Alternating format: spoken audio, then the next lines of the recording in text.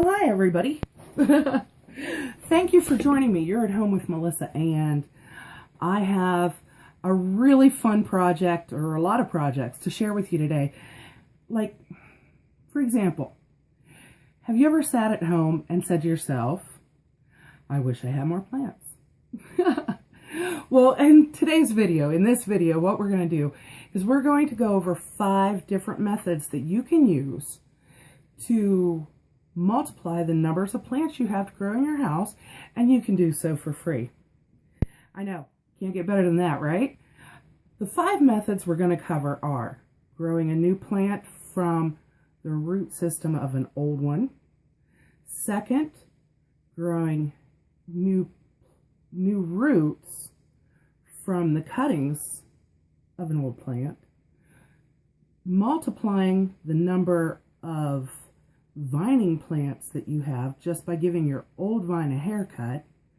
The 4th method, I'm going to call it divide and conquer. It works. And the 5th, of course, is germinating things from seeds. Germinating seeds and getting plants to grow. So, the first method, like I said, is growing a new plant from the roots of an old plant. And this is really easy. It's really, really simple. And I do have visual aids for all of these things except for one. And this one I have a great visual aid for. I'm looking at it right now, but I'm not going to show you just yet. What you do is, let's say you buy your produce at the grocery store. Okay, with certain things like celery, different lettuces, cabbage, onions, you bring them home and you find that at the bottom it has a disc from which the roots used to grow. Well, as you're cutting it up and you're using that plant for your cooking, that little disc you end up disposing of because you consider it to be a waste product. Well, it doesn't have to be. That's where the roots grew from when it was in the ground, and you can use that little disc to grow new roots, and from those new roots that grow from the old ones, you can grow a whole new plant without having to go out and buy a specimen plant yourself. So essentially you're getting that for free. And I have an example of that right here. 2.5 weeks ago, we celebrated our holiday called Thanksgiving. Some of you are from my country, the same country I'm from, not my country, I don't own it. But some of you are from this country as well, or from somewhere else that maybe celebrates Thanksgiving. Others of you maybe know what it is, even though you don't celebrate it.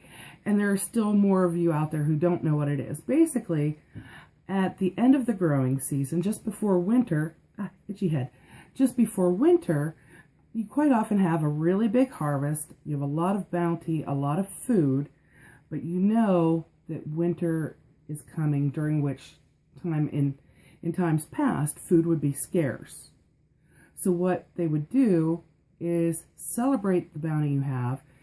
This is a holiday that's a day that you're supposed to take and reflect upon all that you have and in your life that you're thankful for. And so one of the things people would be thankful for at this time of year quite often was this big harvest that they got. If big enough, they would have food that could be stored in a root cellar and things that would help them get through the lean times of winter. So, we still celebrate that today. We call it Thanksgiving. And what it is now is, yes, it's supposed to be a day that we all stop and think about all the things for which we're thankful. But we get together with our extended families and our friends and have huge meals and just celebrate and eat and share in food and, you know, maybe adult beverages or what have you. Now, in my family, my mother makes this enormous spread. It takes her weeks of work, and she not only doesn't get help from anyone to do it, she doesn't want the help. She makes this beautiful meal for everyone, and it's just great.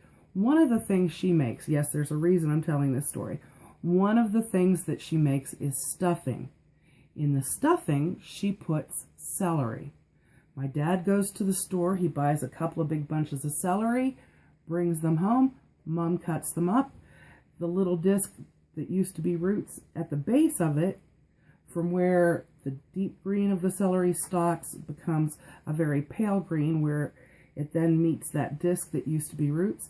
That pale green and disc she doesn't use in her stuffing. That is a waste product for her.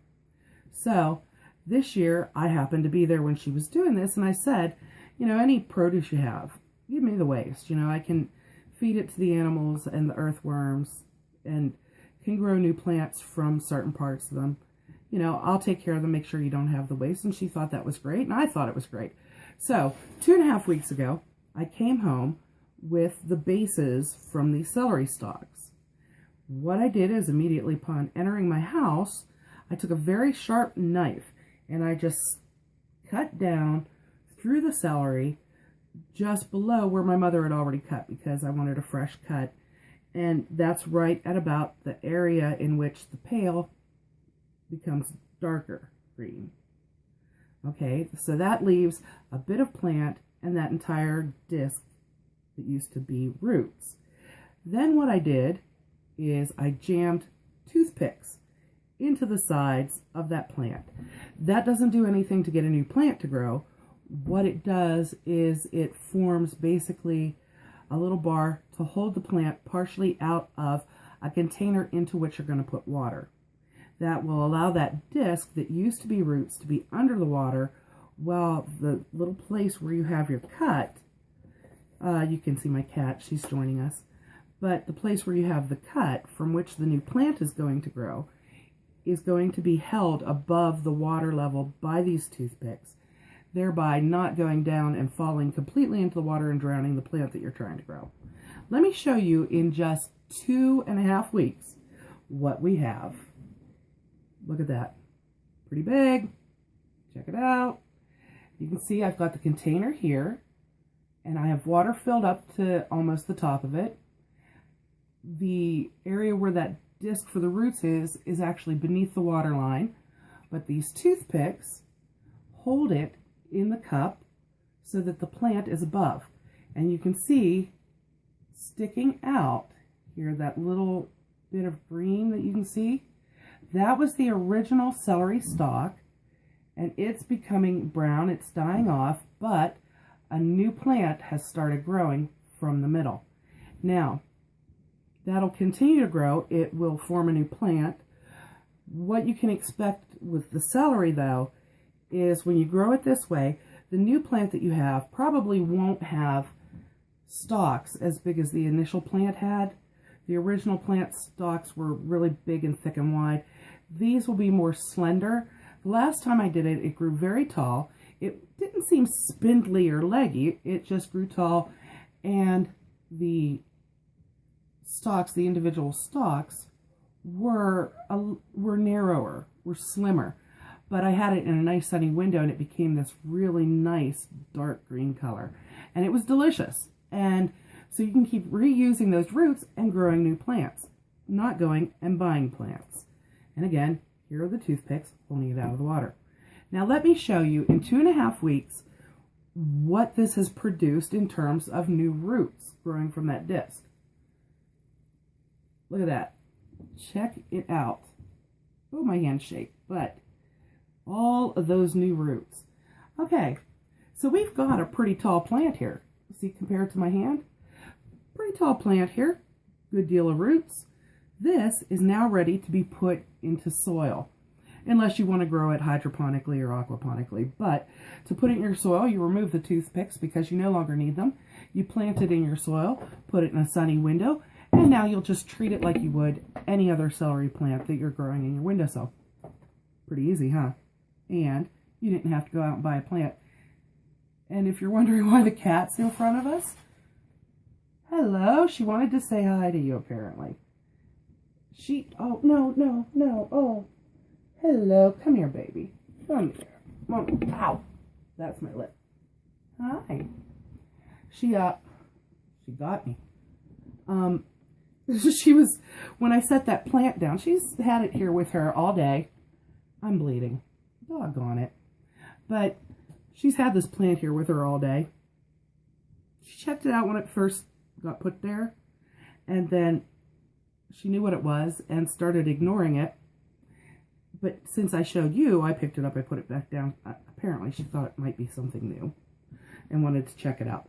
All right, method number 2 for multiplying the number of plants you have to grow is to grow new roots on a cutting from an old plant. And the method I'm going to share with you right now is one for, I don't have a visual aid for this, I'm sorry, because I just don't have anything right now in the house that I can take cuttings from to show you. But I can explain it, and it works very similar to the method we just covered, except it's the opposite. Instead of growing new plant from old roots, you're growing new roots on an old plant. You cut off, and it works best for non-woody stems.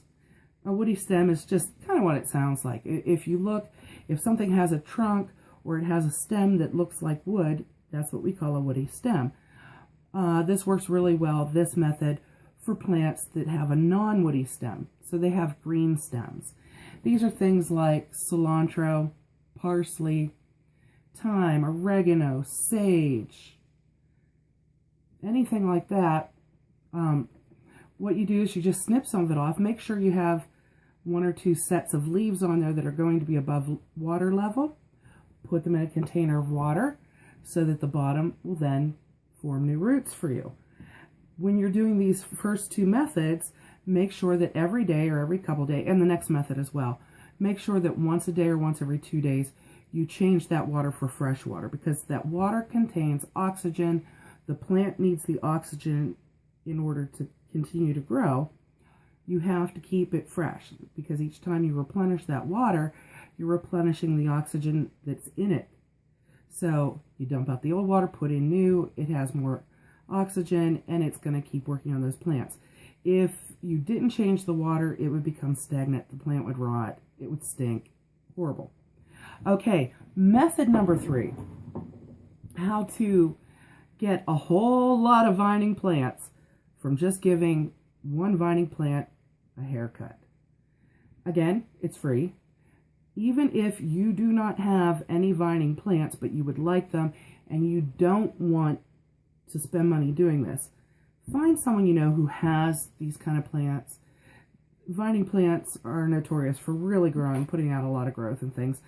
Odds are anyone you know who has one will be more than happy to give you clippings. Okay, and I'm going to focus on pothos because I'm working with some pothos here right now. And so I can use it as a visual aid to show you what to do. Basically, with one of these vining plants, if you have a vining plant and it's getting too long, cut off the part of the plant that's too long for you. Cut it off at the length you want it to be. Well, then you've got this length of vine that, now my cat's sitting against my back. You have a length of vine that you could consider to be a waste product. You don't have to. You can use that to grow a whole new vine. You can either just stick it in water, making sure to remove any leaves that are below water level, and do the changing of the water, and it'll grow new roots. And you'll have one vine. Or you can do what I did this time with the pothos, and that is chop it up into itty-bitty bits and get tons of new vining plants.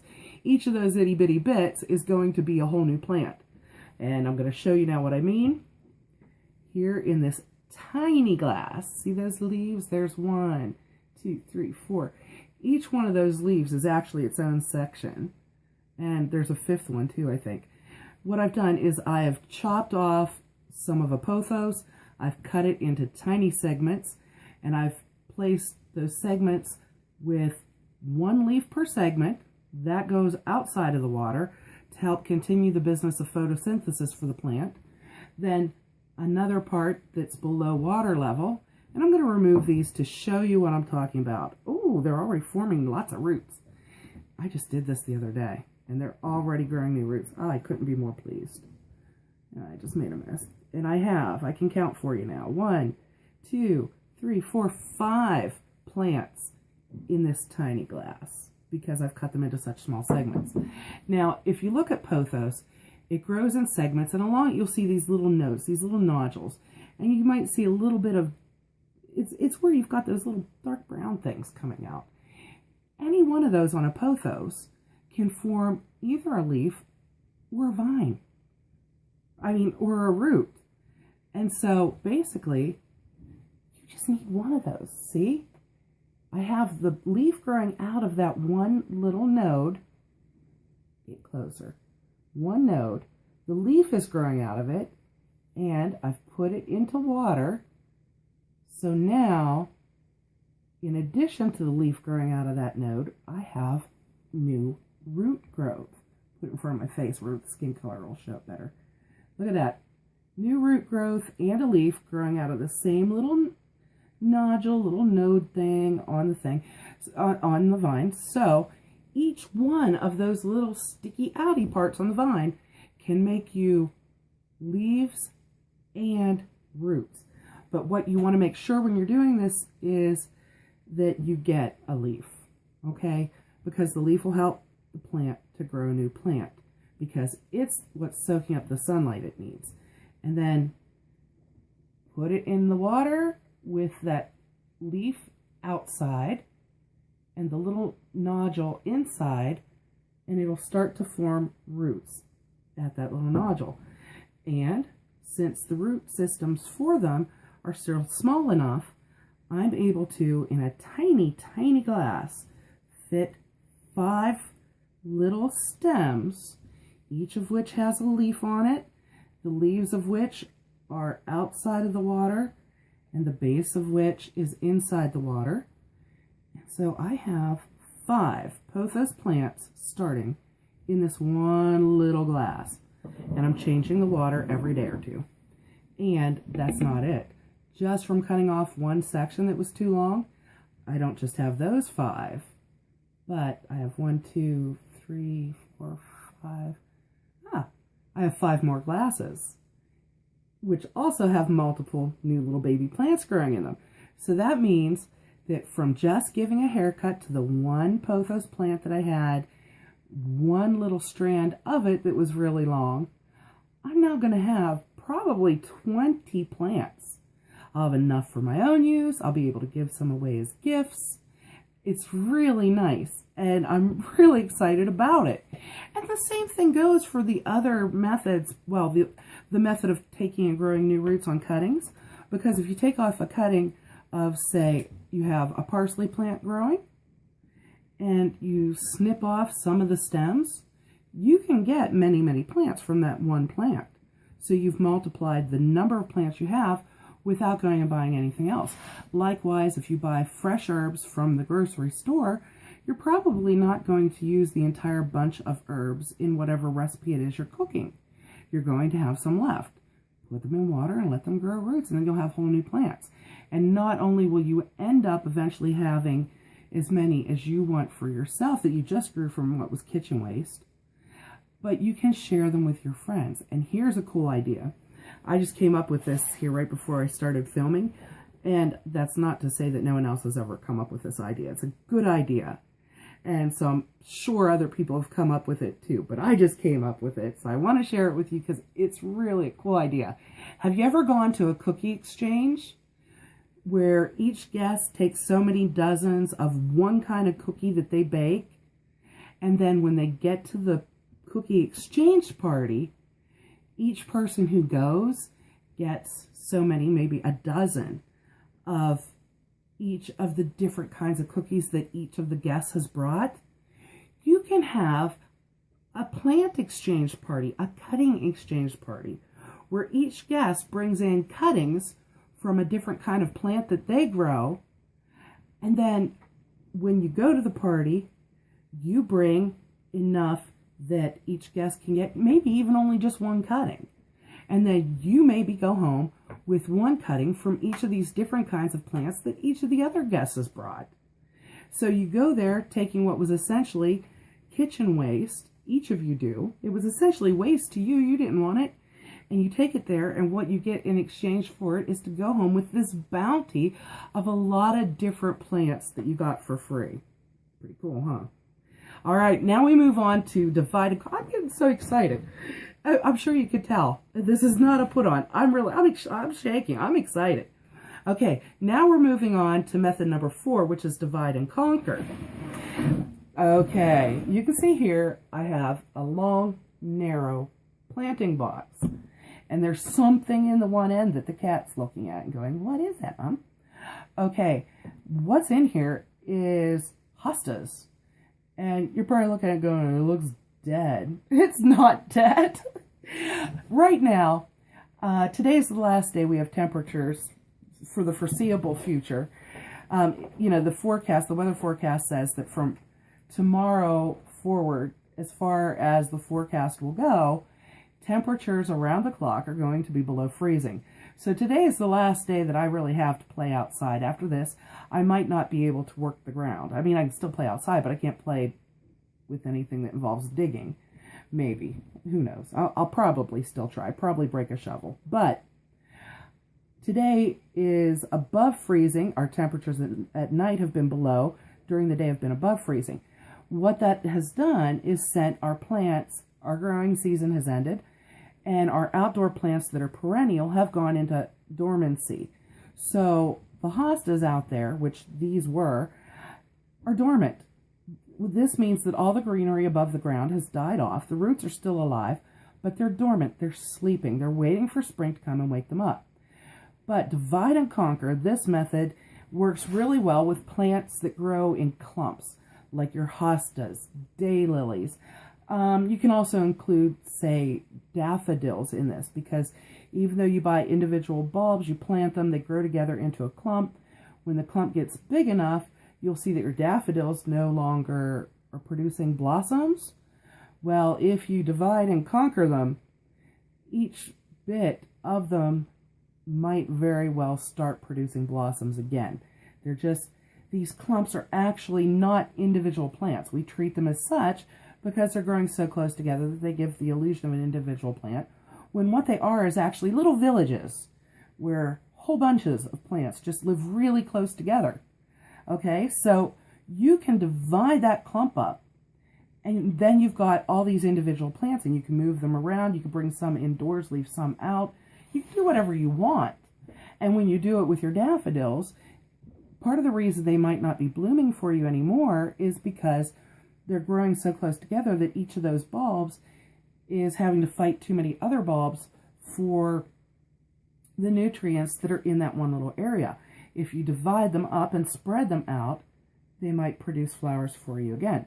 Now, the hostas, all these individual plants, you just, to divide and conquer, all right, you decide how much of that big clump you want to cut off.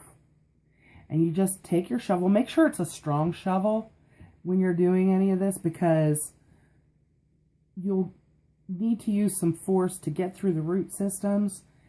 There might be a lot of weight involved. You're then going to use the shovel, moving it side to side to try to kind of lever things apart, and then you're going to be lifting the weight out. If your shovel's not strong, you might break it, okay? So use a strong shovel, preferably one, the edges of the spade part of it, of which are nice and sharp, and just put it where you're going to want to make that cut, and then just stomp on it with your foot to drive it down through those roots.